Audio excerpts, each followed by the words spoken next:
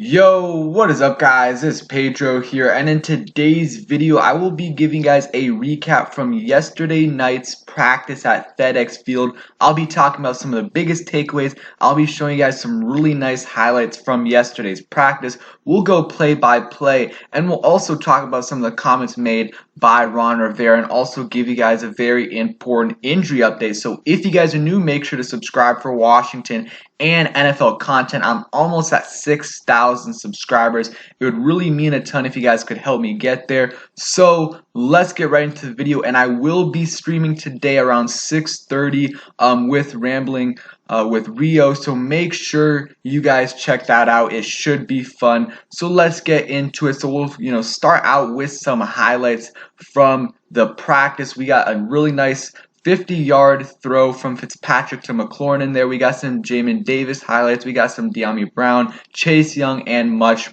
more.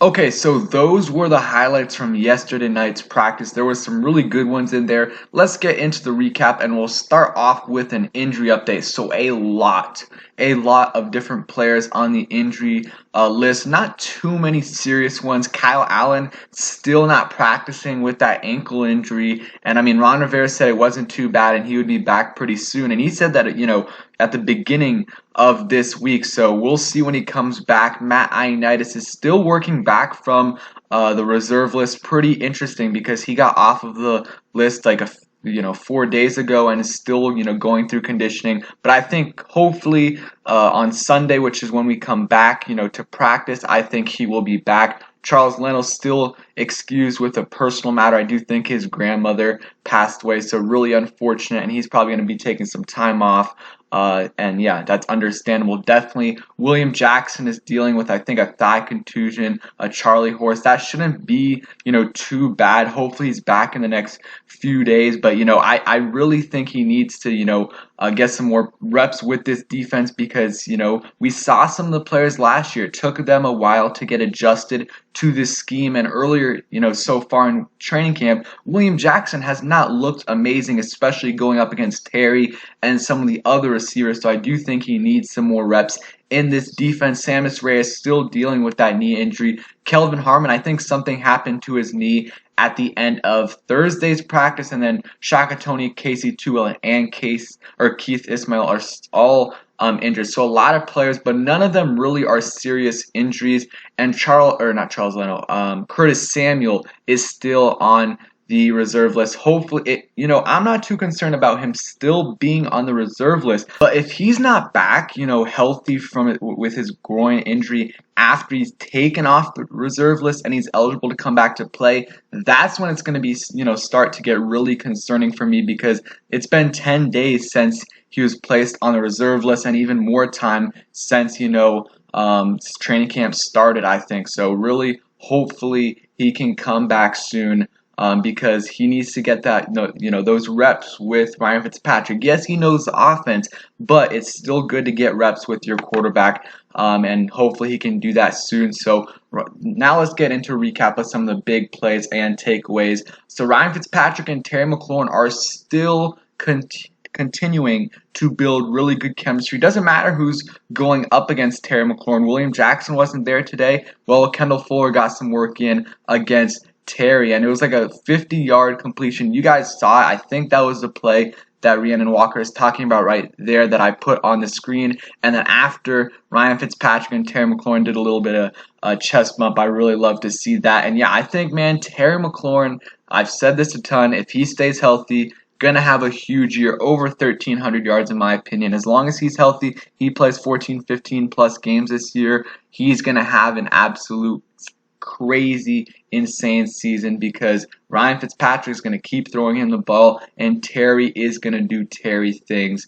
Next thing, Montez Sweat is, getting Sam Cosmi ready for week one. Rhiannon Walker said Montez Sweat bull rushed Sam Cosmi right into the QB, pure bully ball, got right under his neck, and after the rep was over, Cosmi had something to say to Sweat about that. And, Sweat and Chase Young have not shown any mercy on Sam Cosmi. And Sam Cosmi, a lot of the beat reporters have said he's gotten, progressively better. There's still some things, though, obviously, that he needs to get better at. And I think, though, going up against Chase Young and Montez Sweat is really, really going to help him out for when he goes up against, any NFL talent, because he's going to be going up against great edge rushers, but also ones that are worse than Chase Young and Montez Sweat that are going to help him out, which, this experience is going to help him out a ton. So I do think he will start at right tackle, though, because he's gotten most of the, reps there and has gotten most of the reps with the ones. I'm not too concerned with him,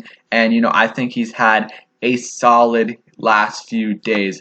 One guy that really we haven't heard much about at all is Torrey McTyer, who's a cornerback, and apparently he's been having some really, really good days, just not any huge flash plays that the media could put out tweets about, but finally someone did, and John Keim says Torrey McTyer broke up a ball to Antonio Gandy Golden. Not sure his chances for the 53-man roster, but seems to have had a solid camp. So, and I think someone asked Ron Rivera about this after during the press conference, and he said they're they're definitely intrigued by him and really like what he can bring to the table. So we'll see, the last couple of cornerback spots are really up in the air between Danny Johnson, Darryl Roberts, even Troy Apke. So there's a chance he can make it. And if he continues to stack up good, practices and then finally preseason games, then he'll have a chance to make this roster. That's a guy to keep your eye out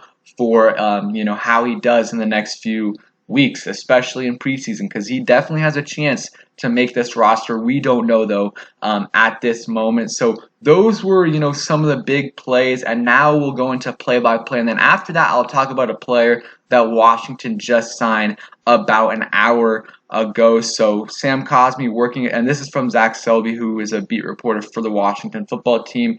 He says, Sam Cosmi working against Montez Sweat on one-on-one pass rush. Nice job of letting Sweat run the loop around the pocket while keeping himself between Sweat and the QB. So good. See, Sam Cosmi had a good rep against Montez Sweat. That is very, very good to hear. Steven Sims, another great catch, and he's stacking good days, so he has a chance. Again, I do not think Steven Sims, DeAndre Carter, Dax Milne have really a chance to make it as the sixth receiver. I think that'll go to AGG or Kelvin Harmon, but if they keep 7, I do think one of those guys will make it, and Steven Sims and DeAndre Carter have had a really good camp, and Dax Milne has had a solid one too, but I think those guys have really stood out. Mclaurin and Fitzpatrick, again, building that chemistry, and William Bradley King had a really nice rep going up against, I think, David Steinmetz. I think that's his first name, and William Bradley King, we've heard a lot of good things about him this camp. Not any crazy plays, but a few really solid plays every practice. So he's battling against Casey Toohill, Shaka Toney to make that that last DN spot. Maybe they keep another one too, but I think James Smith-Williams is going to be that third DN, and then we'll see if they keep another 2 or if they just keep one other defensive end. But good to hear that he's looking good. Fitzpatrick, we already know him and Adam Humphries are going to have some really good chemistry, but Benjamin St. Juste got a pick off of Ryan Fitzpatrick when I think he was throwing to Adam Humphries. De'Ami Brown and Taylor Heineke have built a really good connection. A lot of people were saying Taylor Heineke continues just to pass the ball to De'Ami Brown, and you guys saw De'Ami Brown had a really, really nice route on, I think it was Kendall Fuller that I showed you guys in the highlights. That was really, really nice